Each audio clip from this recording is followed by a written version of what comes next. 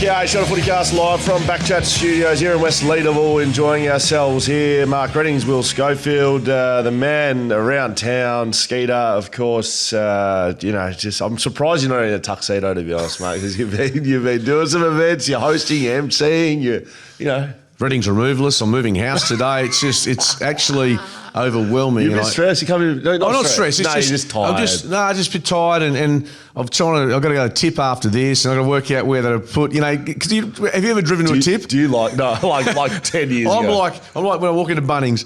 I have no idea what's happening here. So my first thing I do is go and find one of the Bunnings people. Like I do today, I go ask a tip person, so what do I do with this crap? What do I do? And I say it really nicely and politely so they look after me. What sort of load have you got? I've got a TV, it's just crap. So it's like equipment load? Who knows? And if I can dump it in a spot where I'm not going to get caught and it's all good, I'll do that. No, that's okay. I won't do that. Watch out for a Verge collection near you, Mark. Have you ever done it? What do you mean? Better the tip? No, have you ever just just found a little Verge? No, I've never done that. But I have gone to the tip and I thought, sure, I can just put this in this little bucket here and no one's going to notice. No, it's been a big, busy week and lots of footy and lots of stuff happening. Yeah, correct, mate. Great to be with you. I was in Sydney. No, so can you give us any idea as to what the origins of that trip was? I think you're going to call it a junket. No. Well, it was... there's a new car coming. Stop looking at me. What? There's a new car coming out with MG. It's the MG U9. It's a ute. Is that backed by our friends at Paywise or not? Yeah, I'm sure you can access that through our friends at Paywise. Very good. Okay. So yeah, it was a great experience. But I tell you what, they turned it on MG. They had the CEO from China and all the execs there from China. I'm trying to work out. So, and you know, I'm not good in this space, but influencers like Temi Hembro. Sorry? Influencers, like, you know, these... Who? Her name's Tammy Hembro, apparently. She goes out and she's been giving Barley Smith some attention. Okay. So are you in that sort of area now? Is that influencers territory? Well, there's only one of us sitting here right now that's putting posts up, hashtag paid, hashtag whatever you did with the skin code. The skin, that was a month ago. Yeah, but nothing like that comes off my page. It's just you who does. That's what influenced it. Just so you know, you're in those sort of areas. I saw Trish, by the way, at the Sandover Medal, and she said, keen to get us in. She was so wrapped with. She said, "Your podcast spent about 15 minutes talking about it." I said, "Yes, it was my idiot co-host that kept bringing it up." But and I've copped a lot of stick around town. But I'll tell you what, man, if you feel like having a spring revival. Get involved. It's good. Just refreshes you because it gets you ready for the Ashes. Oh, far out. Yeah, if you're heading to the Ashes, get down and get a facial. All right, let's get into it, Skater. Let's talk some footy. Of course, our great partners at Aspect Accountants looking after the numbers today for us, and our good friends at Homewise Solar with the guarantees of the week. I've got a big head today, Skater, because I'm going to get into those a little bit. Well, I guarantee you something that's absolutely happening. So you know about that. Well, just another player that has indicated they want to leave you and a guarantee they're moving. If you rolled the tapes back on the Homewise guarantee of the week Homewise Solar guarantee of the week last week. And Zach Merritt. Well, it was just rumours when I said it. And I said, mate, he's out the door. And you know another one that I've given? Charlie Curnow's out the door. That was I called that early. But you called as soon as I sniffed it. As soon as you read it. As soon as it just entered my nostrils with Charlie Curnow, he was waxing his board up to Geelong Gold Coast. He was literally looking at surfing spots the second that entered my brain. And I'm right. I'm dead right. Because it was reported that he was looking to move, and then you said, that's my guarantee. So that's fine. You accept it. I got mine horribly wrong, but you know what? I've got a lot of things in my plate, so guarantees are not my best forte at the moment. Well, Homewise Solar will be entering because you're guaranteed to save some money. I'm going down that path as well, yeah. Okay, very good. Okay, all right, let's get into some of the news of the week, Skeeter. Got a stat for you, some numbers, thanks to Aspect Accountants, aspectaccountants.com.au. If you do have a small business and you need your accounting done, your numbers done, go and see Ben and the team there. Since the AFL introduced the pre-finals bye in 2016. I know where you're going here. I don't, I'm just reading. Can I have a guess? 8 of the 18 prelims have been won by sides who played the semi-final, which is Hawthorn and Brisbane. Yep. In the 9 years previous, only one of the 18 prelims was won by a team that went the long way. Does playing one game in 4 weeks like Geelong and Collingwood done disadvantaged them. Well, Sam Mitchell says after Friday night, history will say being battle-hardened and match fit through playing continuous footy is the way to go if they win. Yep. I'm sure if he made the prelim first, he would have said, no. Well, he said the same thing. He said Chris Scott will be selling the fact that they're rested. They've got time to get bodies fresh. So, yeah, look, but those numbers are pretty much indicative of the top teams going back before the pre-finals bye, making the grand final from the top four was, I think, 80%. It was so high.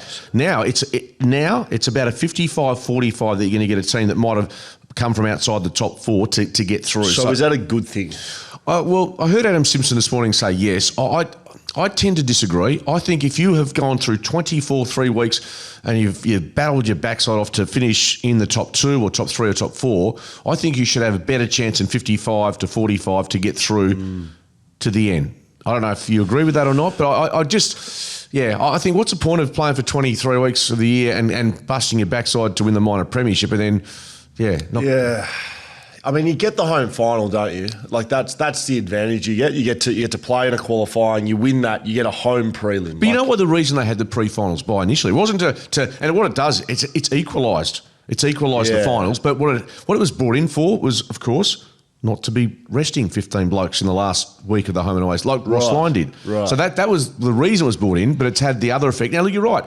I suppose in the grand scheme of things, to see a Hawthorn potentially come from 8th, beat Geelong on Friday night, and then play in a grand final, that's got some. That's a pretty remarkable story. I can see this both ways. I definitely agree with you. Yeah. If you finish top 4, you should be advantaged in most ways. But I also like the fact that a side that doesn't finish top 4 can win the grand final. I think that's better for the competition. It's better for the teams. Having no pre-finals bye and finishing top 4 and almost guaranteeing your spot in a prelim and then grand final. But I think it's better for everyone else, just the fans and people watching, and if your team's not there, to have sides that aren't a 95% chance of not making it, winning. So I get it. I think if you're the AFL, you like this system that's happening right now. You want more teams to have more of a chance to play in a grand final. I think that's what they're trying to achieve. But guess what? You say that more teams, more chance to play in a grand final. The 4 that are left remaining, Brisbane, Collingwood, Geelong and Hawthorn have dominated the last 20 years. Yeah. Now, that's credit to them. That's not knocking them. No. But if you're looking for that, why don't we see, for instance, well, obviously the Giants have made one grand final. The Dockers have made one. There are a lot of clubs that are still, Gold Coast is still a finals team this year. We're not seeing as much rotation as the AFL would like. We've seen the power clubs, and we know we're joking about the Zach Merritt thing and the Charlie Curnow thing, but they're not leaving their clubs potentially to go to a dud side. No, yeah. So let's talk about that, because I think sort of the answer to your question, the reason why we're seeing all of this side of things is because player movement. The AFL created a system in which they want player movement, and I think this year, more so than any other year, we may not see more numbers of movement, but the quality of players that are being spoken about to move, we've never seen a year like this. So 3 captains on the move potentially, and Jai Simpkin now, Zach Merritt and Oscar Allen. We've never seen that. That's never, ever happened. Charlie Curnow, one of the best key forwards in the game. I just saw Cal Wilkie's name pop up here, which our man Isaac, the St Kilda fan, will be spewing up over. Cal Wilkie, speaking to Luke Beveridge, apparently they're on the hunt for a key back. Brody Myercheck, who I really rate. I got a lot of respect for him, given that he's not 199 centimetres, and he just works his ass off. He's such a work rate guy. 32 years of age, I think. Yeah, so is that right? I think he's in his 30s. Melbourne have offered a 3-year deal to a 32-year-old. Yeah, I reckon he's in his 30s, and I thought it was 32, having read that. But I agree with you. He's an unconventional forward, isn't he? But he plays a very important role for Collingwood. So those 4 sides you're talking about, Collingwood, Hawthorn, Brisbane and Geelong, that are playing, and they've been so successful over this period, I think a lot of those players I just mentioned are linked to those clubs. Brisbane especially, Geelong, we've known how much success they've had. Hawthorn is being so aggressive with what they're doing. It's because of the system that's set up that players want to go to a club that's successful. They don't want to go to Kangaroos or St Kilda or West Coast or these sorts of sides. So it's been, I guess, reported that the AFL are considering bonuses for free agents joining bottom 4 or bottom 6 clubs to encourage equalisation and encourage worse teams signing better players. Do we like this? Well, at the moment, the players, even if they've got 3 or 4 years of their contract to go, are saying, well, we don't care, we want to get out. Now, there is, and I'm not across this entirely, but I think it's in American sport, NFL, the non-consent trading. So your club, if you've got a 10-year deal, I think after, you can be traded by your club without your consent after a certain period of time. Now, have you crossed some of this? It's pretty much right. It definitely happens in the baseball. Yep. I think for that to happen, there needs to be a few parameters met. One, they need to be earning enough money. Because like in baseball, they're on, $60 million. Moving your family and your belongings across the other side of the country. I think the parameter is that if you move, you have to be still paid that same money that you are being paid. But you trade a 50-year player that's on, $200,000 and But to be fair to be honest with you, we're talking. You're saying $200,000. The types of deals that we're talking about are long, dollars. And because they're big names, so therefore they're going to be on big dollars in Australian sport terms. I reckon for the trading, against your will, non-consent or non-consent, yeah. Like you got to be on. $1 million plus? Hey? $1 million plus? Yeah. I was going to say 800, 900 plus. Like you got to be one of the highest paid players. Will that stand up legally? Will it stand up? Like if you've got employment in Perth and you the players won't support it. No, of course they won't. They just want to do what they want. Well, exactly. But the managers are taking the piss. Yeah. Absolutely they are. Yeah, correct. And they'll duck and dive. And guys like Paul Connors and Colin Young, all these guys are great operators. But, are they taking the mickey with the way they structure?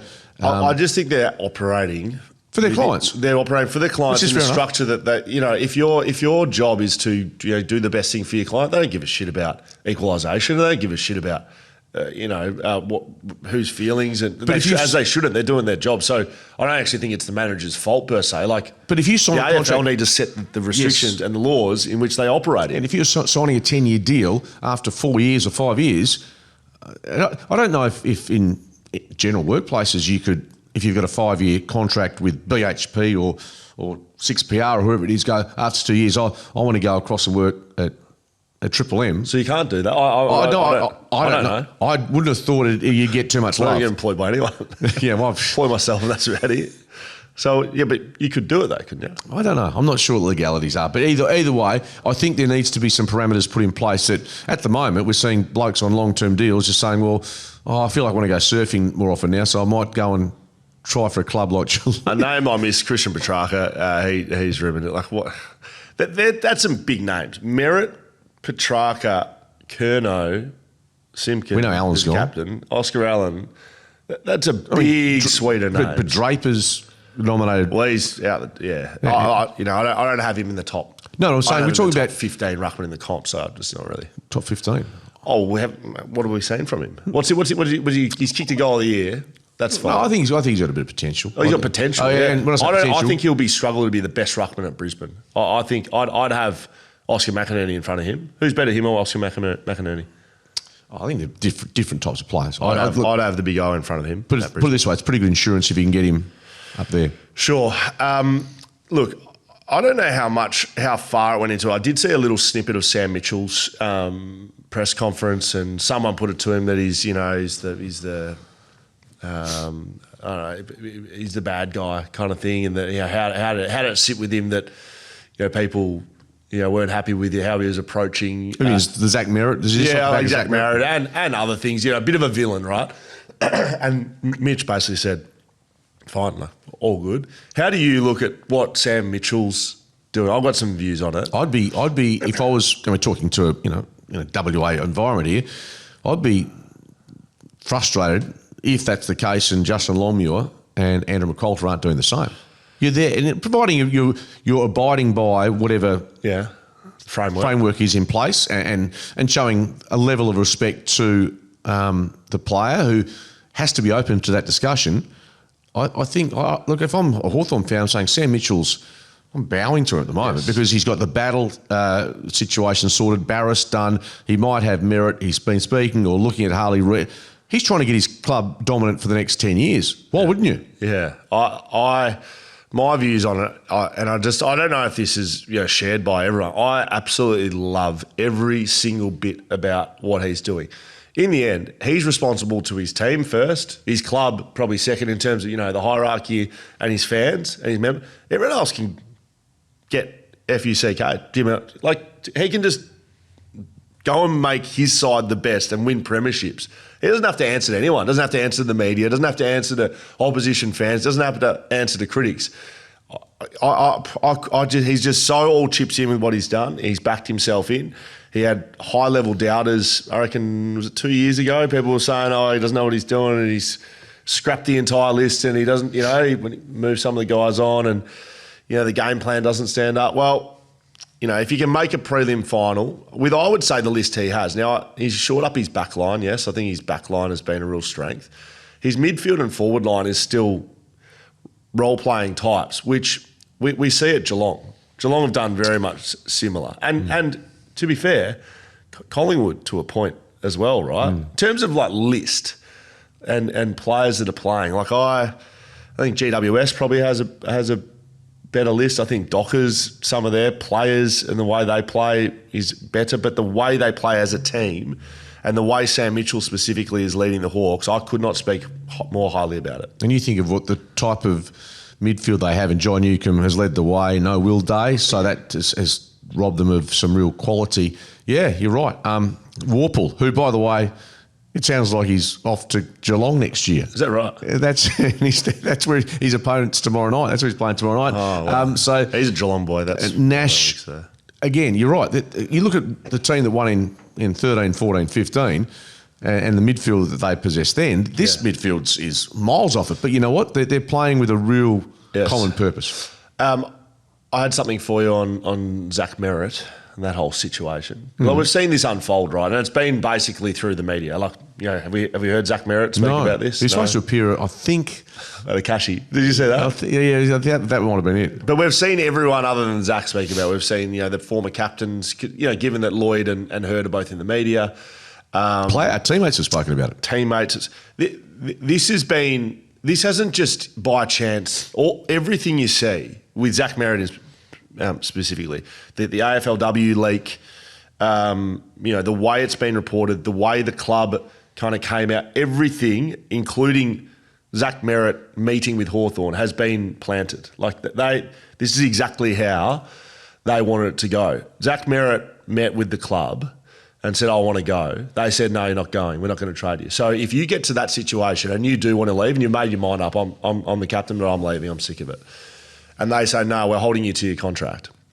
The only way to get out is to create a shitstorm and make the environment and the situation so untenable that publicly Essendon can't keep him there, because you've got players coming out and making statements against you. You've got rumours around the club. You've got opposition coaches going at over it. You've got the CEO and the coach having to come out and defend it. Right now, as we sit here, he can't go back there and captain next year. Even if he was on the list, he couldn't be captain. So that's how you get out. They're going to have to trade. They're literally going to have to trade him. And I think Zach Merritt and his camp has forced this entire thing. They've gone, we're going to go and meet with Hawthorn. We're going to make sure people know. Right? That's going to start that. All right? Then Essendon are going to have to come out and do what they've done, make sure the players are speaking about it. Then it becomes untenable for him to be at the footy club. And that's how you get traded. Yeah. They've made this happen. You might be right, but as a player, as Zach Merritt, I would have thought he would have been uneasy with that style of approach. But if that's the only way of getting to your end goal, because as a player, you don't want to necessarily be in that position, because you're not getting a lot of love, and there's, you're trying to duck and dive, and every time you go out publicly, So that being said, I was about to say, look, if Naz had left St Kilda, they were saying the fabric of St Kilda was, just about on its knees. Well, how's Essendon going? This is probably, and it's obviously this is highly likely it's going to happen now, whether this, for the Bombers to recover from this, now the only way they could come out of this with a net gain is to have a player or two return of real quality and draft picks, because it's pretty hard to sell the Bombers as a destination club at all. Do you think there's any chance of Zach Merritt playing for Essendon next year? I would say there's a 15% chance. I give him 0. It's my Heyscape guarantee. My Homewise Solar guarantee of the week. I'll come up with a bit better one than that though. But he's not playing. Zach Merritt's out the door. Skeeter, tell us about the Sandover medal, mate. You kept me up pretty late, actually. To be honest, mate, I was texting you. I was going. 10. It was later than that. It was done. You were telling me you were out the back in the green room having dessert. I was having a snooze. I was waiting for the Daraku medal to finish, and Crystal Petrescu won that. You knew there was bagpipes. Yeah, a bit of AC/DC. It was good. It was actually quite good. Yeah, I agree. How was the night? Good night. Good finish. Charlie Constable wins by 2 votes from Matty Parker. In a nutshell, Charlie started like a bomb. 20 votes through 10 rounds. That's a big start. That's a massive start. And then he sort of tailed off and Matty Parker surged. In about 6 rounds, he just gobbled him up. 5 rounds to go. They're 21 votes apiece. Long story short, Parker hits the front. One round to play. He is either rested or is sore. And bear in mind, South Fremantle had 2 weeks off essentially because they didn't play until the second semi. Right. So he had another 2 weeks off after that. Last round, Charlie polls 3 votes in a game against Subiaco where he had a lot of the footy. Parfit had it 40 times, I think, kicked a goal. And Blake Slensog had it, I think, 20 plus times, kicked 6. It was a good count. It came down to the very last game that was announced. And I didn't know that Parker hadn't played. So I think the second last game was the West Coast one. I was watching home in bed and I was like, well, they just played West Coast. Surely he gets a vote here. And then, 1 went, 2 went. I was like, oh, no, he's got 3. And then he's won the medal. And then he got 0. I was like, what's going on here? But he didn't play. Yeah. And then Constable needed 2 to win, 1 to draw. 1 vote. And I'd seen the stats. 1 vote, Parfit, 2 votes. And then 2 votes went to Schlensel, who kicked 6 and had 25. That's a big day. And then Constable, who'd had a really good day too, got the 3 votes to win it. Like, to get 3 in the last to win, it's a pretty good count. Yeah, it was. It was good, and he's a deserving winner. Of course, he's been in the AFL system for 6 years, Geelong, Gold Coast. Andy Brayshaw ended up turning up at the Crown to wish him well. Very obviously, close to Brayshaw family. Very good link there with Hammer was obviously to welcome him before he disappeared into the night. But yeah, good win. Very popular win, and yeah, Matty Parker gets his chance on Sunday too. He didn't get a Sandover, but he'll most likely pick up a premiership. How many people do you reckon we get at the Waffle Grand Final? I'm hoping 30. 30. So South Freo v East Perth, they've both got quite big followings. Yeah, weather's going to be terrific. So yeah, I'm hoping it gets the support it deserves, and I'm hoping East Perth comes out because they've been pumped by South a couple of times. One in the wet at Leederville, one in the wet both times basically. Yeah. The second semi-final and late in the home and away season. Played it earlier in the season and got a bit closer. Dry weather, yeah, which I think suits East Perth better, the chipping style. So retaining possession. Yeah, South the best team. It'd be a shock if they lost, but you know what? As someone said to me, you only got to beat them once. Yeah, that's a very good point, and a lot happens in grand finals, so it's going to be good. I'll be there. You'll be calling that, yes, Peter? Will be. Very good. Okay, mate, the Heyscape giveaway is on right now, Skeeter. It's happening for a couple of weeks here. If you haven't seen it, jump onto socials, BackChat _. You can get on the Shelter FootyCast, or you can head to Heyscape's Instagram page. They are giving away, Skeeter, they're giving away 2 nights at their brand new Denmark cabin, 2-course meal for 2 at the Dam and a drinks pack. All the details are on the Instagram post. So they're launching a new style of cabin in the Denmark location. It's a dual cabin, complete with outdoor baths and private sauna and e-bikes. You and I will go and enjoy that, Skeeter. And so they're giving that away. Just jump onto Instagram and check it out. I will say, and you know that we like to be quite honest here, Skeeter. Yes. Get behind the veil a bit. These sorts of posts can sometimes not go that well, to be honest. Hey, all you have to do is jump on, like the post, and follow a couple of accounts. Sometimes, Skate, just explaining Instagram to you, sometimes people can't be bothered. And they go, I'm not going to do that. Too much work. This has gone bananas. It's absolutely gone bananas with the Heyscape giveaway. So make sure you go and check it out. Lots of sharing going on. That'll be announced. The winner will be announced Tuesday, the 30th of September. Some breaking news. I don't know the origin of it. I'm not sure. Still trying to work that out. But it. SEN's got something up, Footy on 9, and there's obviously lots of sources here. But bottom line is, Melbourne Football Club has told Premiership defender Stephen May to find another club in 2026. Holy shit. That is another name to add. He goes to the Bulldogs, surely. I think so, yeah. Surely. I mean, He's someone who's had, you'd call them indiscretions off the field, or enough things happen away from footy that I would say puts a question mark to bring him in for culture. Would you agree with that? 110%. So if you're a football club, that's a decision you need to make around culture versus talent. Clearly, he's a talented footballer, right? Yeah. If you just talk about him as a football player, he's a good football player. Yeah. Yeah, exactly. So someone will take him. Someone will take him. Interestingly, that Melbourne have been so proactive. Yeah. And look, it was either Lever or May, I think, was probably there was a possibility, and this is Stephen King coming in and going whooshka.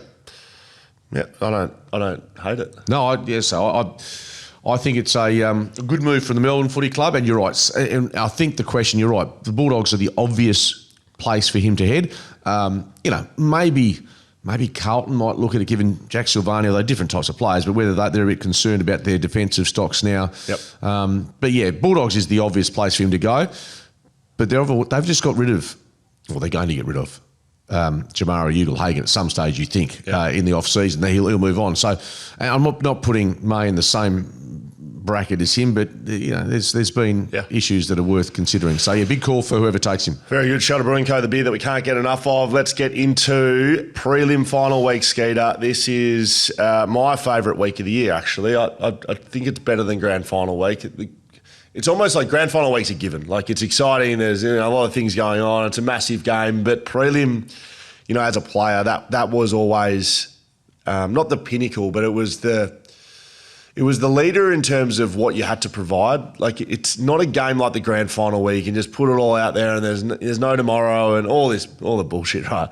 Prelim, there's a lot more pressure, I almost feel. Like, it's a different type of pressure, clearly, but the pressure in a prelim to, lose and go home still, and you do that, obviously losing grand final, but there's just a lot more on the line. You're at either at a massive home final or it's a massive away final.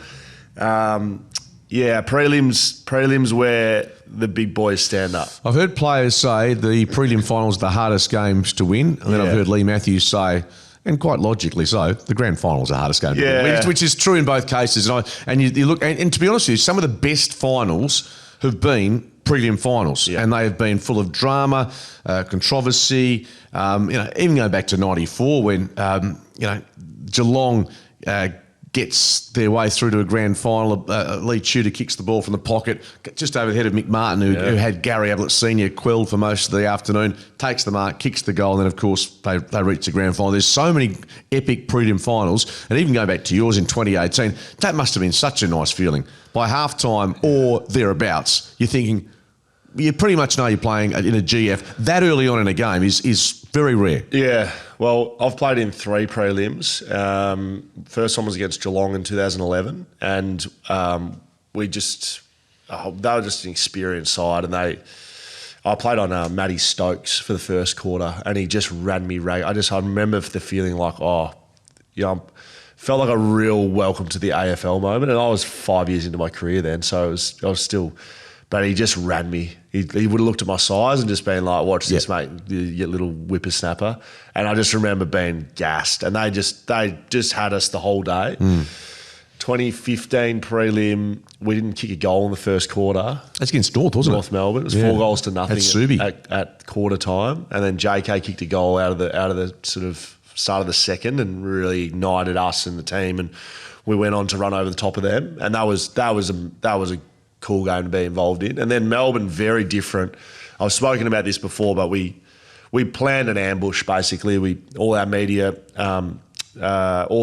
appearances during the week were to praise Melbourne and tell the public. The messaging was, we've had the week off, and Melbourne are riding this wave of emotion and great contested side. We were basically, we as a group were pushing how good they were. I love that approach. Yeah. Because that to me is the best way to go about just talk up your opposition, give them, whereas in American sport, it's about how good we are. And I just think it's a really good tactic. I know it's nothing new, but I like that style as opposed to just keep your powder dry. And internally, though, it was a proper, we are going to smack them in the mouth. I remember, that was throw the first punch, basically, and not literally, but... And we were that switched on and that keyed on to win that game. Like, if you watch the game, that Melbourne were just rattled, and you could just tell. But we were so locked in that at halftime, the feeling wasn't, we've made the grand final, even though I don't think they kicked a goal. What were we in front by? Like 40, 70? 50? No. That's 70 at half time, was it? I can't I'll look remember it that. up. Anyway, put it this way, it was game over. And you know what the biggest talking point by about midway through the second Flights? quarter? How do you get flights to Melbourne? People are scrambling to get tickets and flights, more importantly. Yeah, correct. So it was, at half time, it was 10 goals, 9-69 to 6 behinds. Oh, yeah. So we're up by 63 points. But we had 12 scoring shots in the first quarter. Like, it was just an absolute onslaught. And yeah, it was very enjoyable. But I'd done a hammy at the back end of the year, so about around 17 or 18. So by about halfway through the third, you're pulling it back from gear 10, because that's what you're in, gear 10, to about gear 4. And then the opposition's already checked out. Correct. So it's a great week of footy. Let's get into previewing these games, Skeeter. Geelong, Hawthorn, MCG, Friday night. Huge rivals, these sides. We've seen these teams be rivals for 15 years, and it's going to be a ripping game. Geelong, thanks to Aspect Accountants, the numbers, Geelong beat Hawthorn by 7 points in their only meeting this year on Easter Monday. Mm-hmm. Close game. Geelong have won the last 4 against the Hawks. And that is all I've got from a numbers point of view for you, Sketty. You might have a couple more to throw at me. Couple of good coaches going at it here, Chris Scott and Sam Mitchell. I think they're both quite tactical if you look at the coaching landscape. Both of these guys can do different things than maybe they have always done. Yeah, Chris Scott, to be fair, is a more accomplished coach because of his longevity and the premiership's next to his name. And if he wins another one this year, he has to be right up in the discussion for one of the greatest coaches of all time. And yeah, one more stat for you. Geelong finished with 13 different goal kickers in the qualifying final. That's the equal most in a final in champion data history. Is that right? They find different ways to get you. And that was an example. And Brisbane weren't terrific, but they've just been able to, and I think I was listening to, might have been Daniel Hoyne or someone of that ilk who's got a really good read on the way... Numbers, yeah. The way Chris Scott is able to utilise different players in different positions through the course of the year, it then allows great flexibility when the time comes to, put Mullen on McCluggage in a qualifying final or have Bailey Smith play a different role. Yeah, he's just so well versed at that. So this is what we've got. You talked about the top 4 v bottom 4. This is a team that's had a very, I want to say cushy run back into the Homewise season. Had some games that were, soft kills in footy terms. Yes. Then they get a qualifying final win over Brisbane. Then they get another week off. So they are well and truly rested up against a Hawthorn side that's had to go, hard at it, right? Even going back to that match against the Brisbane Lions in the Homewise season to see whether they could finish higher on the table. They've had to battle and scrap and scrape their way to this spot. Now, how's the weather looking? Weather's going to be no problem whatsoever. That is incorrect. High chances of showers in the evening. Who does this help? It's not here. I'm not talking about here. I don't care about the weather here. Well, okay. I just look. So you actually know. I did have a look at the weather to see what it's like. I mean, I do a due diligence. Well, okay. While you're having a look, Skate, I'll give you a couple more numbers thanks to Aspect, Skate, if that's okay. The Cats have won 91% of games when they win the contested possession count. It's the highest rate in the league. Okay. So contested possession is going to be very important. And on the back of that, Jai Newcomb shapes as probably the most important player for Hawthorn. He's the first ever player to be the number 1 rated on the ground in 4 consecutive finals since AFL player ratings have been taken. He's the first ever. He's averaging 32 disposals, 15 of those contested, 7 clearances and 2 score assists per games over those 4 games. He's been unbelievable. He's a massive driver of their contested game. But they're going to have to go close to win. They're either going to have to give themselves a 10% chance of winning by not winning the contested ball count, or they're going to have to win contested ball. Yeah, and if you're Geelong, it's a pretty simple solution or simple equation. You put, whether it's... Osa Mullen on him. Has to. That's a given, I would have thought, because if you can stop him, McDonald, out of the centre square, as we saw, they were 7-0 against Adelaide. He was the player that was getting the drive. So if that's the case... And Sam Mitchell knows that, and Chris Scott knows that. Who's the one that's going to have to stand up for Hawthorn? Because I think it's, McCluggage was absolutely blanketed by Mullen in the qualifying, and he had something like 12 touches or something like that. He's the guy that they're going to shut down. So that that's going to happen, I think. I don't think you can really fight your way through that. They'll try.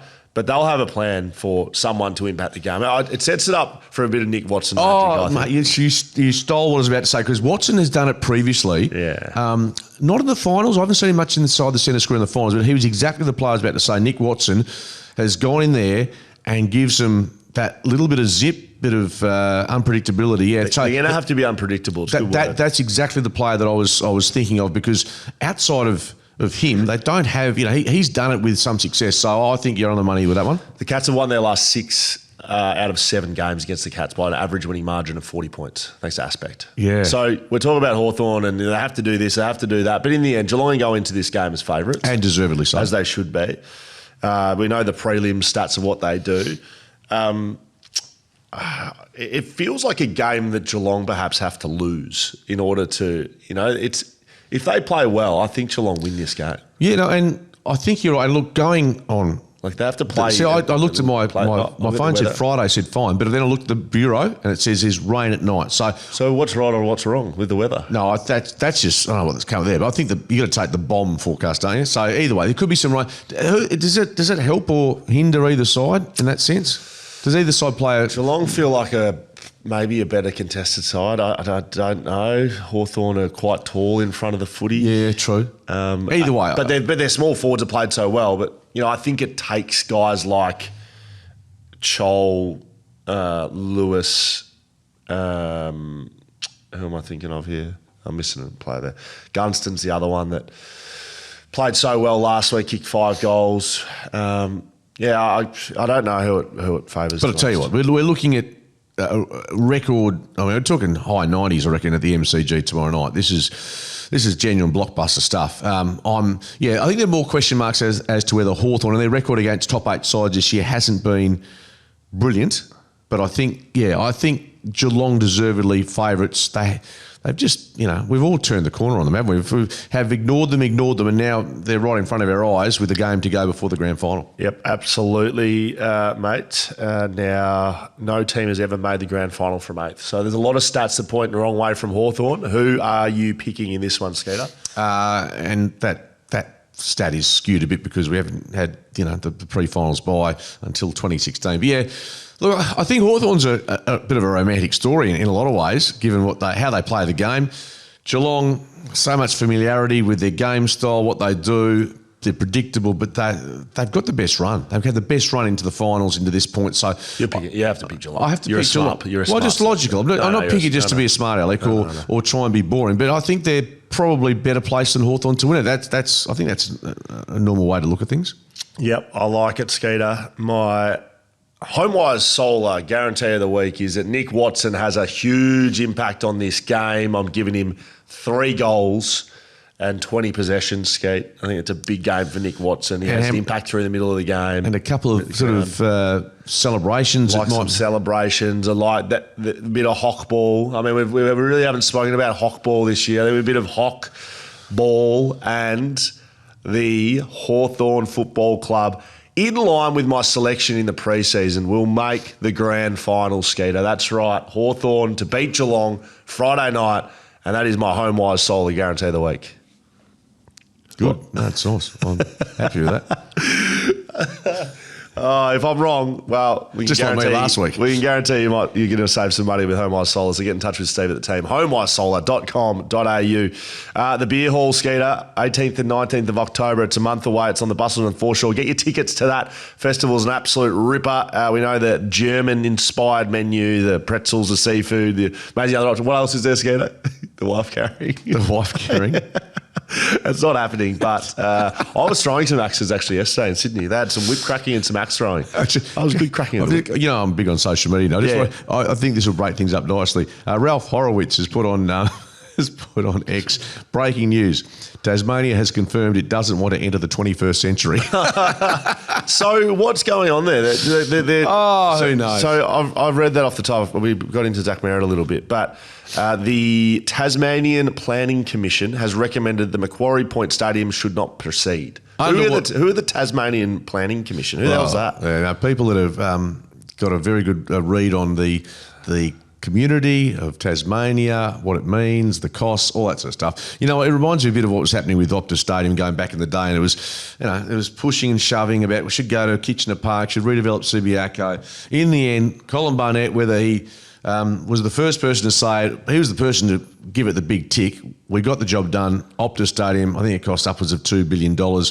We're obviously a resource-rich state, so in terms of that, and there was a lot of pushback about, you know, should be spending on health, should be spending on education, should be housing, which are all very valid reasons to spend money as a government. But there's also part of your pie as a government or as a family to spend on infrastructure such as this. And it has been a blessing for us over here, not just from a sporting sense, entertainment, tourism, so many benefits. Hopefully Tasmania, and I don't know their financial position and how much it's going to, they're saying about $2 billion for this at the venue.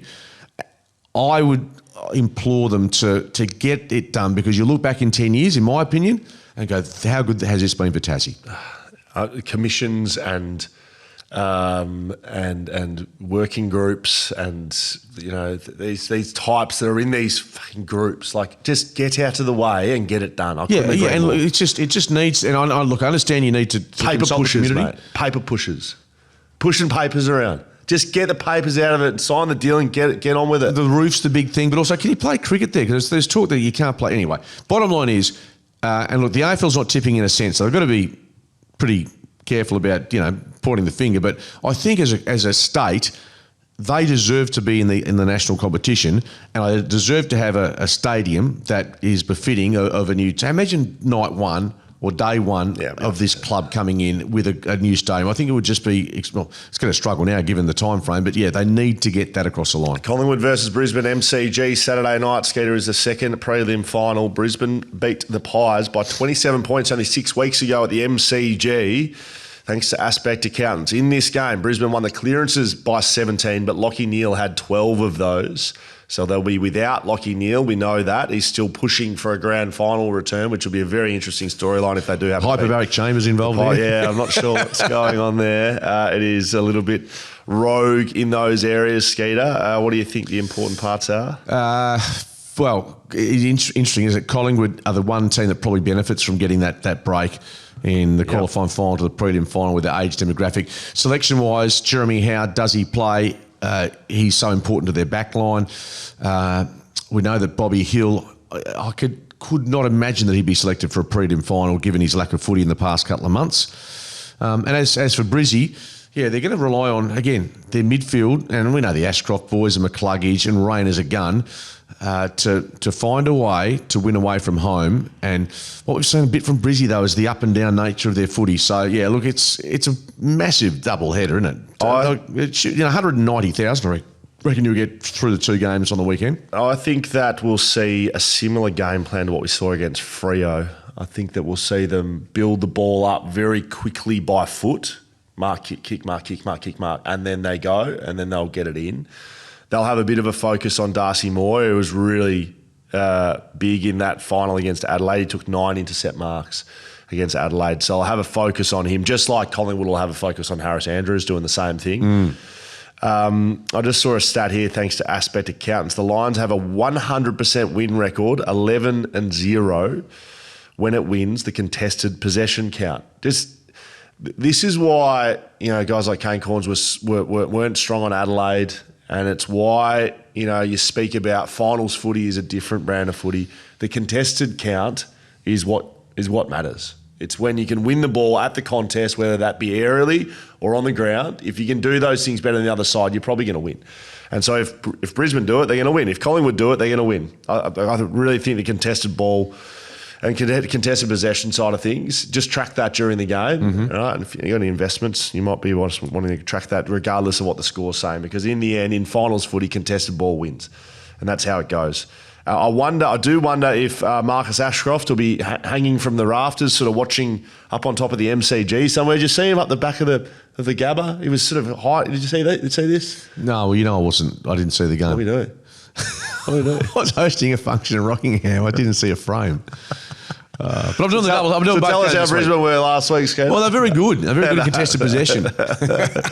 Very good. Logan Morris kicked 6 in the game they won 6 weeks ago. So Few questions. Do the Pies tag Hugh McCluggage? Mullen, as we said, kept him to 14 touches 2 weeks ago, but he dominated last week. He was their best player with 33 touches and 10 clearances without a tag. So do they send someone to him? And on the other side, does Josh Dunkley go to Nick Dacos at stoppages? I'm not sure if he can keep up with him around the ground. No, you won't be able to keep up with him around the ground. Who's Collingwood having? Just you're probably going to have a name straight away that will refresh my memory. No. They don't have a runner or someone that they generally go with someone, do they? No. From off the top of my head. No. So on that basis, I think they'll back their midfield, Collingwood, to get the job done. And what I do think is that Brisbane's best is still as good as anyone, but the fluctuations from them this year, they have been very good away from home, barring that qualifying final loss. They've been very good. So we saw, sorry mate, so what we saw last week was they started Gardner on King, and King had 3 shots on goal and was too good for Gardner. He's tall, and he was too tall, and they had to move Harris Andrews onto him, and then he had 2 touches and Harris Andrews went on to dominate the game. But he was their best player. I wonder what the matchup behind the footy looks like for Brisbane, because if you're looking at it, Brody Myercheck's the best tall there, but Mason Cox is the tallest. So I don't know if Gardner will be tall enough to play on Mason Cox. So I think you'd end up seeing Harris Andrews on Cox.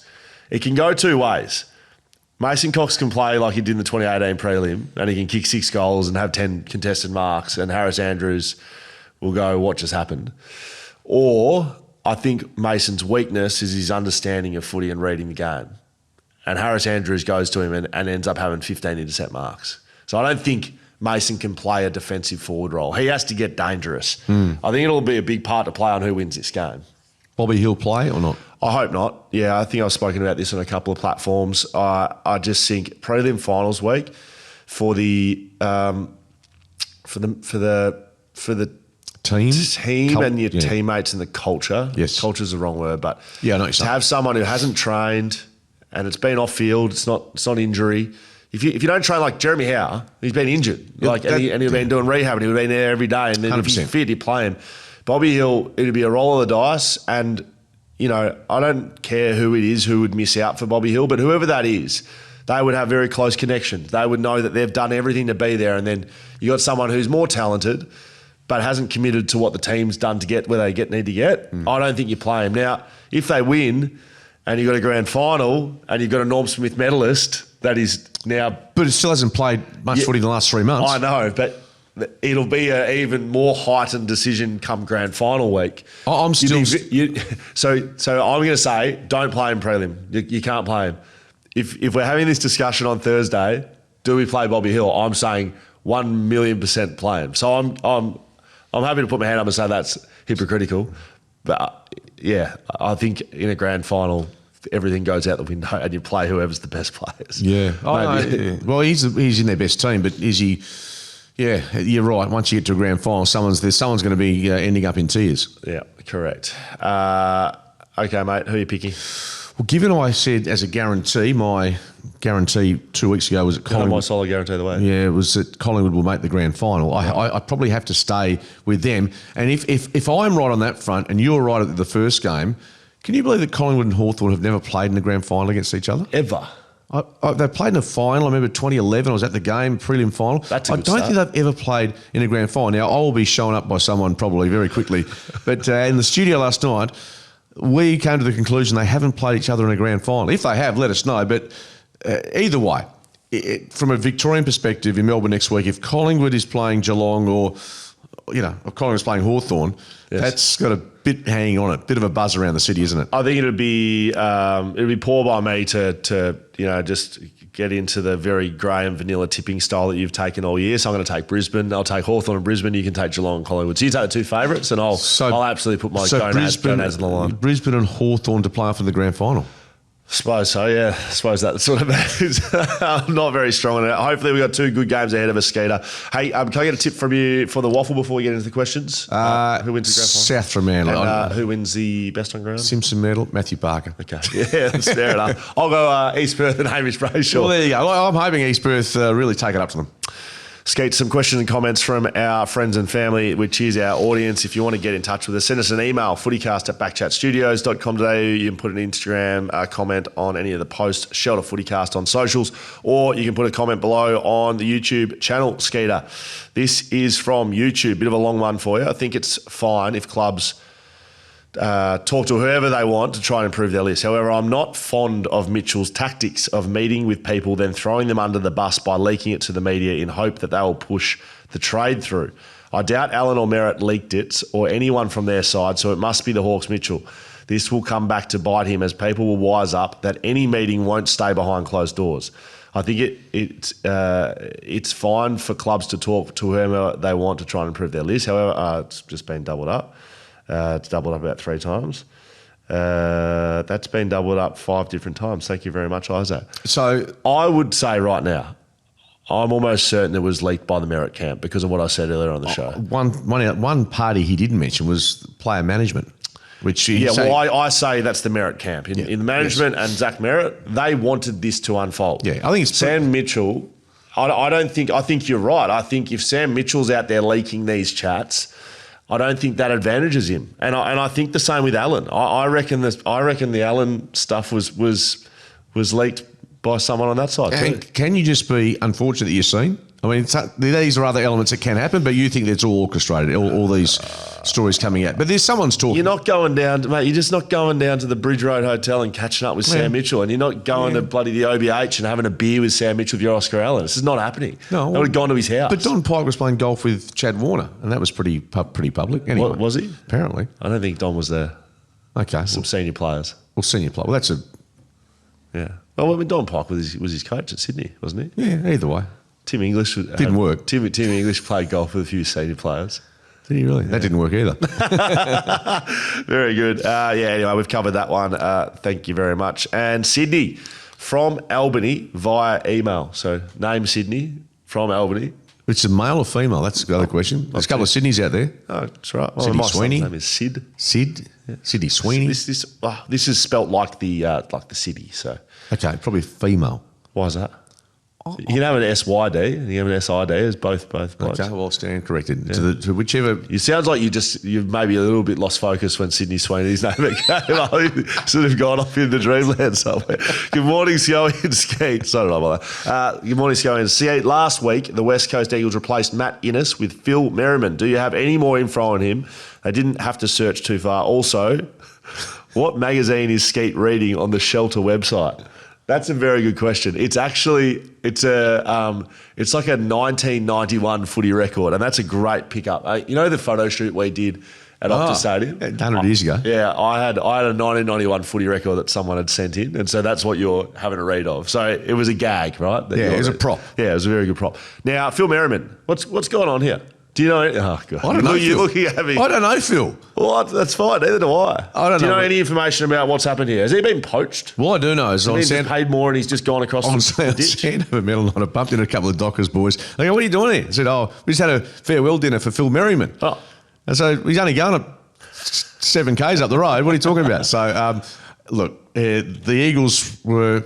They've poached him, right? Either it's very opportunistic that he's left, but he said he was going to go back to the East Coast. I don't know whether that was just a bit of a word scramble, or whether whether he was approached by the Eagles late in the season because Matty Innes was heading home, and he's only just revealed it now. So it's either way. I couldn't tell you whether Phil's good, bad, or indifferent, but I've seen a lot of stuff online that says that the Freo's sort of injury list has been quite good. It has been good. Players on the park. That's true. That's important. And you look at this year and whether this is game structure, mentality, or fitness. They were very good in last quarters this year, Freo. That's true. And look, the Eagles... you say the year before, which he was there, they weren't. So that's why I think it's more mental, to be honest. It's not really fitness. And the Eagles, to be fair, I think their injury list... I'm probably getting belted. I thought it was a bit better than it was in previous years, although some senior players went down. But yeah, whether they've had some better continuity, you're right. I'm not going to either endorse or disendorse Phil Merriman because those in the know, I'm speaking well and truly out of my lane. Right, so it sounds like neither of us know anything about Phil Merriman, so all the best to his career at the West Coast Eagles. He's a very good bloke, apparently. Oh, that's apparently. Never met him. Allegedly a good bloke. There you go, Phil Merriman, allegedly a good bloke. Good luck. Where you come, Shelter FootyCast for all your footy knowledge. Skeeter, we're finished, mate. It's going to be a good weekend. I'm excited about this one. Are we working together or not? Friday night? I'm doing Friday night footy. I'm doing Saturday footy. And I'm doing Sunday footy. What's Saturday? Oh, Collingwood, both Brisbane. of them. Yeah. Right, so you're doing both? I'm doing both. I'm in demand. far out. And then I'm going to Melbourne, and then I'm going to come back, and then I'm going. When are you going to Melbourne? Thursday. So you will be with us Monday. You with us Thursday. First thing, we're doing an early one Thursday, and then you fly. And then I'm out, and just gonna. You sleeping in the new house tonight? I am actually, yeah. Excited about that? Yeah, well, I'm excited about just trying to get through this week, and then we'll see how we go. But thanks for your help with the moving; it's been great. What would I have done? Not a lot. What would I have done? You to take video and photos and use it against me. That's what you've done. We'll just log off, but as we go, yes, I will just show you one last thing that came across the desk in regard. Yeah. So hopefully you'll be able to see this. Can you just not look at my phone? Can you see that on my? Can you see that, Tony? Is that visible? So, ladies and gentlemen, if you're watching on YouTube, this is what we're operating with. So, once again, lots of things come across my desk. What sort of tools are you operating with, sort of in the house? So, what sort of toolkit have you got? How does your workshop? I don't have any tools. I might be a tool, but I don't have any tools. Is that my? That's your toolkit. That's my toolkit. Looks like I had a Barbie. So once again, your future son-in-law said that to me. He just said, mate, Skeeter's got me on the tools. This is what he's got me working with. And there's nothing wrong with pink, but it's a pink hammer with a pink tape measure. Can I say this in honesty? I've never seen that before in my life. It shows you how much work I do with those. I made me piss myself. Give us a look at the tools. That's what he's working with. A few tools in here. Goodbye. Yeah, correct. Tools, 1, 2. Hey, if you are still here, tickets available on BackChat on the Shelter FootyCast. Come down Monday. Brownlow medal on Monday, Skeeter. Well, it's the Jack Buckley medal. Go and get your tickets. Get down. Get your tux on. It's going to be a great fun night. We've got a lot of crew coming down there. Bring a bunch of mates. You can just buy a ticket online, get down there, wear a tux, bring the missus. She can frock up. It's a bit of a gag. I've seen what I'm wearing. Kim's got me a bit of a... it feels like a bit of a Guns N' Roses sort of operation. It's a tuxedo, but it's got big red flowers on it. So it's beautiful number skeet. And I'll be wearing that, and it's going to be a great night. So if you're going to come down for the Jack Buckley medal, the best defensive player of the year. It'll be a big announcement. I believe we've got some special guests coming along. It's going to be a great night at the Linville Hotel, so make sure you get along to that.